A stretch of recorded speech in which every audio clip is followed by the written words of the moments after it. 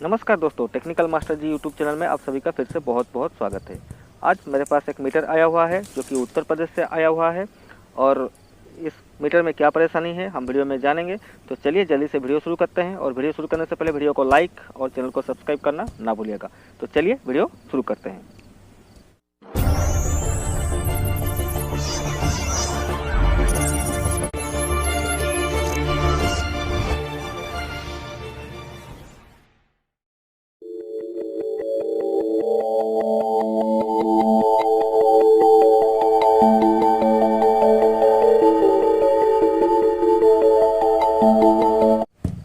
तो ये रहा मीटर, जैसे कि आप लोग देख पा रहे हैं। इसका जो ट्रिप बटन का जो रबट होता है, जहां हम लोग प्रेस करने से ट्रिप चेंज होती है या हम रीसेट करते हैं जीरो पे ट्रिप को, वो नहीं है। तो चलिए मीटर को खोल के इसका अंदर का कंडीशन हम लोग पहले देख लेते हैं। तो लीजिए, मैंने मीटर को खोल लिया है।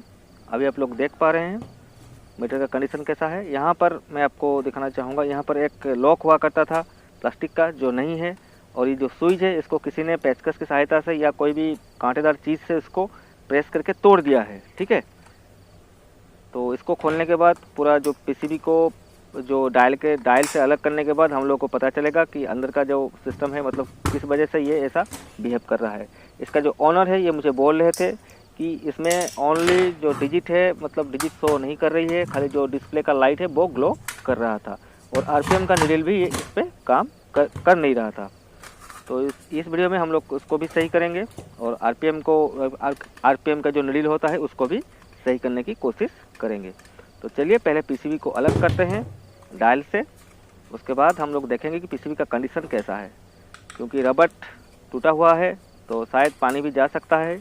तो पहले देख लेते हैं या पानी अंदर गया है या मतलब ऐसे ही कुछ अलग फॉल्ट है इसमें। तो लीजिए, पीसीबी बिल्कुल चकाचक है, मतलब इसमें कोई पानी का निशान नहीं है, फिर भी पीसीबी डेड है। मतलब जो डिस्प्ले लाइट है वही ग्लो कर रही है और इस पर आरपीएम और आपका जो डिजिट है वो नहीं शो कर रही थी, ये ओनर का कहना था। तो यहाँ पर आप लोग देख पा रहे हैं इसका जो स्विच है ये तोड़ा गया है, मतलब ये जो इसका जो ऊपरी भाग है ये नहीं है। तो ये इस वजह से ये शॉर्ट हो चुका है ये स्विच। और शॉर्ट होने से क्या परेशानी होती है मैं आपको दिखाऊंगा इस वीडियो में, क्योंकि इसका जो परेशानी है इसी स्विच की वजह से हुआ था। ठीक है, तो चलिए पहले मैं आपको मेजर करके इसको दिखा देता हूँ इसमें क्या क्या कंपोनेंट ख़राब होती है स्विच ख़राब होने से।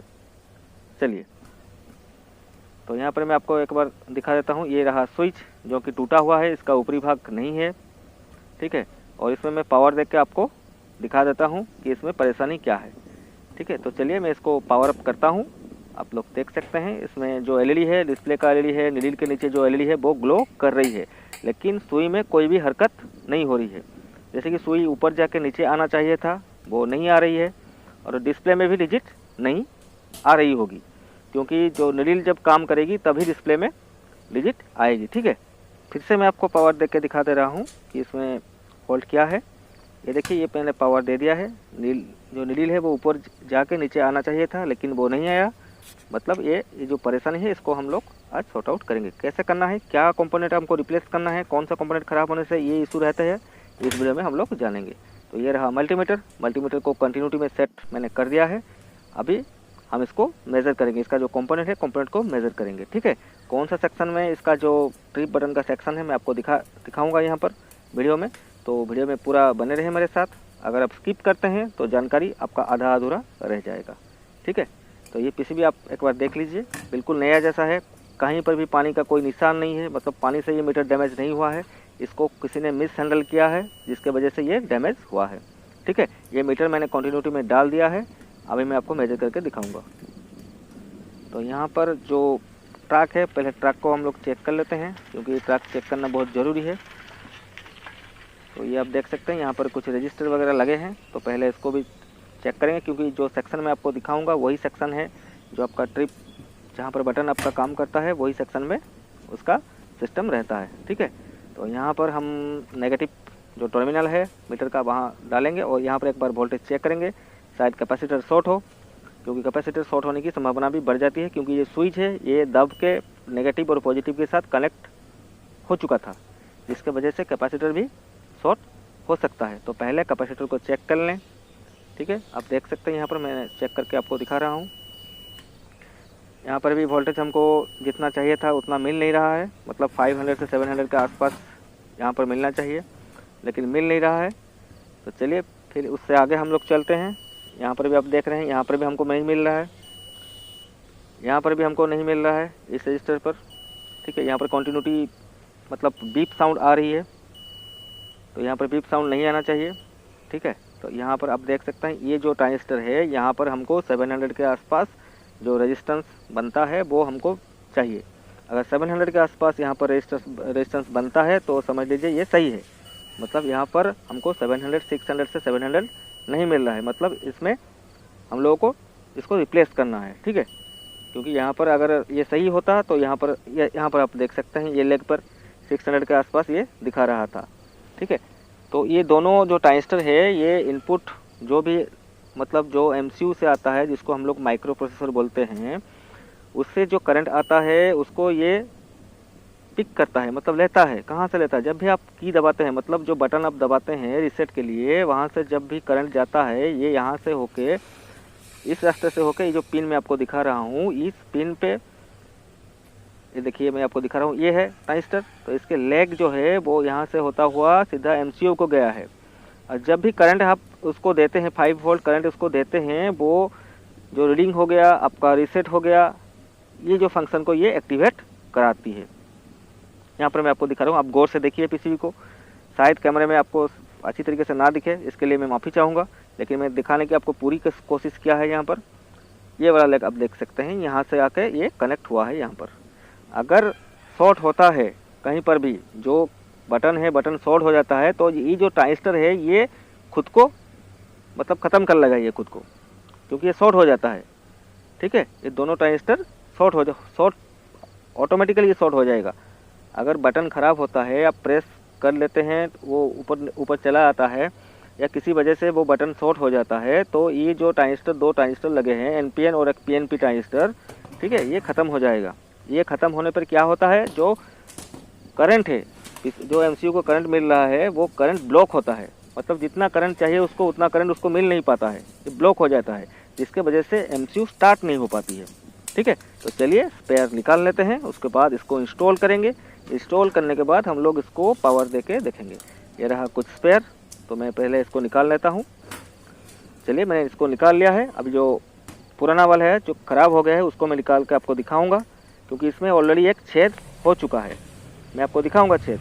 अगर आप अच्छी तरीके से पीसीबी को देखेंगे तो भी आपको पता चल जाएगा, आपको मल्टीमीटर की ज़रूरत नहीं है, क्योंकि इसमें बारीकी से अगर आप देखेंगे तो आपको पता चल जाएगा कि हाँ इसमें छेद है।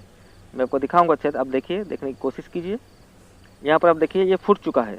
ठीक है, गर्म होने के कारण से, मतलब अब जब शॉर्ट हो गया आउटपुट तो शॉर्ट हो गया, ये जो आउटपुट निकाल रहा था ये शॉर्ट हो गया।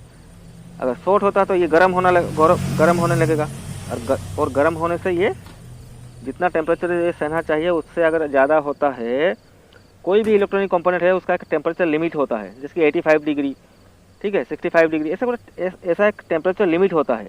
लिमिट से अगर क्रॉस करता है टेम्परेचर तो ये खुद को ख़त्म कर लेगा, मतलब इसका जो सिलिकॉन लेयर है जो वो लेयर फट जाएगा। ठीक है, तो ये इसको मैंने रिप्लेस कर दिया है, जैसे कि आप लोग देख पा रहे हैं, दोनों को मैंने रिप्लेस कर दिया है। अभी हम उसको पावर देके चेकअप करेंगे, मतलब जो पीसीबी को चेक करेंगे कि जो आरपीएम का नीडल है वो काम कर रहा है कि नहीं कर रहा है। अगर आरपीएम का नीडल ठीक से काम कर रहा है तो ही हम उसमें डिस्प्ले इंस्टॉल करके देखेंगे कि डिस्प्ले में डिजिट आ रही है कि नहीं आ रही है, क्योंकि कई बार क्या होता है कि डिस्प्ले में डिजिट नहीं आती है, आरपीएम काम करता है लेकिन डिजिट नहीं आती है। ठीक है, तो लीजिए मैंने इसको पावर अप कर दिया है, जैसे कि आप लोग देख पा रहे हैं यहाँ पर नीडल काम कर रही है, ऊपर जाके नीचे नीडल आ चुकी है, तो ये बोर्ड तो सही हो गया है। ठीक है, अभी हम लोग देखेंगे कि और दूसरा कोई फॉल्ट है क्या, तो हमको इसके लिए डिस्प्ले को इंस्टॉल करना पड़ेगा यहाँ पर। तो चलिए डिस्प्ले को इंस्टॉल कर लेते हैं। फिर से मैं आपको दिखाना चाहूँगा, तो आप लोग देख रहे हैं यहाँ पर जो इको मोड का लाइट था वो भी ग्लो करके बंद हो गया है। अभी ये जो डिस्प्ले को हम लोग इंस्टॉल कर लेते हैं, इंस्टॉल करने के बाद मैं आपको दिखाऊंगा। तो यहाँ पर एक लॉक हुआ करता था, जो भाई लोग रिपेयर करते हैं शायद उनको पता होगा, वो भी देखे होंगे। ये लॉक भी किसी ने तोड़ दिया है, शायद कोई बदमाशी करके, गाड़ी जब आप साइड में खड़े करते हो कोई बदमाशी करके उसमें कोई कांटेदार चीज़ उसमें घुसा दिया है, या उसके साथ छेड़खानी किया है, जिसके वजह से ये परेशानी हुआ है। ठीक है, तो जब भी गाड़ी आप खड़े करते हैं कहीं पर, देखिए मैं आपको दिखा दे रहा हूँ, ये मेरे पास और एक डायल है, ये जैसे उभरा हुआ एक सरफेस आप देख सकते हैं यहाँ पर प्लास्टिक का, वैसा ही यहाँ पर भी होना चाहिए। तो इसको मैं बना के इसमें इंस्टॉल करूँगा। ठीक है, प्लास्टिक लेके काट के इसको बना के मैं इंस्टॉल करूँगा और इसको चला के मैं आपको दिखाऊँगा। दोनों ही सेम मॉडल है, आप देख सकते हैं यहाँ पर। तो यहाँ पर जो प्लास्टिक है आप देख सकते हैं, ये पुश करने से ये जाके स्विच के ऊपर लगता है, मतलब स्विच के ऊपर ये टच करता है, तो यहाँ पर नहीं है। ठीक है, तो इसको हमको बना के उसको इंस्टॉल करना पड़ेगा यहाँ पर, तब जाके ये काम करेगा। तो इससे तो पता चलता है कोई इसके साथ बुरी तरीके से छेड़खानी किया है। तो बोर्ड तो सही हो गया है। अब ये स्विच को हम लोग निकालेंगे, नया स्विच इसमें इंस्टॉल करेंगे, उसके बाद हम इसको डिस्प्ले के साथ जोड़ेंगे, क्योंकि स्विच तो लगाना ज़रूरी है, क्योंकि स्विच को अगर आप रिप्लेस नहीं करेंगे तो ये काम नहीं करेगा। ठीक है, तो स्विच हम लोग पहले मैं ले लेता हूँ स्विच स्पेयर से मेरा, उसके बाद मैं आपको दिखाता हूँ कि स्विच इंस्टॉल करने के बाद एक्चुअल ये जो बोर्ड है ये सही हो पा रही है या नहीं हो पा रहा है। तो ये रहा स्विच, जैसा ही स्विच लगता है वैसा ही स्विच आपको लगाना है। अगर आप ऊंचा थोड़ा लगाएंगे या कोई दूसरा स्विच लगाएंगे वो फिट नहीं आएगा। तो इसको मैं रिप्लेस करके, जो पुराना वाला को रिप्लेस करके इसको यहाँ पर लगा देता हूँ। लगाने के बाद आपको मैं दिखाता हूँ। तो चलिए इसको पहले इंस्टॉल कर लेते हैं। तो ये देखिए मैंने इसको इंस्टॉल कर दिया है, ये आप देख सकते हैं जो स्विच है ये अच्छी तरीके से काम भी कर रहा है, क्योंकि ये स्विच की वजह से ये इशू हुआ था। आप लोगों को मालूम होना चाहिए कि यहाँ पर अगर आप शॉर्ट करते हैं या अर्थ के साथ शॉर्ट करते हैं तो आपका एमसीयू भी ख़राब हो सकता है, क्योंकि ये ट्रांजिस्टर उड़ गया वो अलग बात है, एमसीयू बच गया। अगर ट्रांजिस्टर ख़राब होने के बाद भी आप उसके साथ छेड़खानी करते तो शायद एमसीयू भी ख़राब हो जाता, जिसको हम लोग प्रोसेसर भी बोलते हैं। ठीक है, तो जब भी गाड़ी आप खड़ी करते हैं तो थोड़ा सावधानी से आसपास आपका गाड़ी आपके आसपास ही रखिए। तो ये रहा जो लैमिनेट करता हूँ मैं पीसीबी को, ये थोड़ा लोशन मैंने इसमें इस्तेमाल कर दिया ताकि पानी से आगे अगर पानी घुसता भी है, ठीक है, ये जो लिक्विड फॉर्म में ये रहता है, ये सूखने के बाद ये प्लास्टिक का एक कोटिंग बन जाता है जो कि प्रोटेक्ट करता है पीसीबी को। तो पहले मैं एमसीयू के ऊपर इसको इस्तेमाल करूँगा ताकि अगर पानी जाए आगे तो ये इसको बचा कर रखे। ये देखिए जो रबट नहीं था, मैंने रबट भी इस्तेमाल, मतलब नया रबट इसमें इंस्टॉल कर दिया है और इसमें ग्लू अप भी कर दिया है, ग्लू दे दिया है ताकि ये ना खुले जार्क में। तो इसको मैंने जो भी था इसके प्रोसेस ऑलरेडी कंप्लीट कर चुका हूँ। अभी इसको हम लोग फिट करेंगे डिस्प्ले के साथ और उसके बाद हम लोग जानेंगे कि ये मीटर सही, मतलब इसमें डिजिट और जो लाइट है, जो भी फंक्शन इसमें है, इसको लाइव टेस्ट करेंगे। जो भी फंक्शन इसका है वो काम कर रहा है कि नहीं कर रहा है। ये स्विच आप देख सकते हैं ये बहुत अच्छी तरीके से काम कर रहा है। और इसका जो लीवर था जो टूट गया था, आपको मैंने बोला था प्लास्टिक का एक खांचा बना हुआ था, उसको भी मैंने इंस्टॉल किया है, मतलब प्लास्टिक काट के उसको बना के इंस्टॉल किया हुआ है। अभी हम लोग इसको चेक करेंगे, फाइनल चेकअप। तो आप देख सकते हैं इसका पार्किंग लाइट भी ग्लो कर रहा है, इको मोड का लाइट भी ग्लो करके ऑफ हो गया है। ठीक है, अभी मैं आपको दिखा रहा हूँ, ये देखिए 0 में सेट किया हुआ है मैंने। जो आपका ट्रिप का है, ट्रिप 1 का, वो 0 में सेट किया हुआ हूँ। अभी क्लॉक का मैं आपको दिखा रहा हूँ, सॉरी इको मोड का दिखा रहा हूँ। तो इको मोड का जो लाइट है वो ऑन, मतलब इको मोड ऑफ और इको मोड ऑन, लाइट भी ग्लो कर रही है। आप देख सकते हैं 11,734 किलोमीटर ये टोटल चली थी मीटर। ये रहा क्लॉक का सेटिंग, जो क्लॉक आप लोग सेट करते हैं बटन से, क्लॉक भी अच्छी तरीके से काम कर रही है, ये देख सकते हैं आप लोग। तो इसको हम लोग अभी टेस्ट करेंगे और इसका आरपीएम को दौड़ा के टेस्ट करेंगे। ठीक है, तो आप लोग डिस्प्ले की तरफ ध्यान दीजिए, मैं इसको रन कराता हूँ और कुछ किलोमीटर इसको रन कराएंगे, उसके बाद इसको शिपिंग के लिए रेडी करेंगे। तो आप नीडल की तरफ और डिस्प्ले की तरफ ध्यान रखिए। मैं इसको पावर अप करके इसको रन कराऊंगा।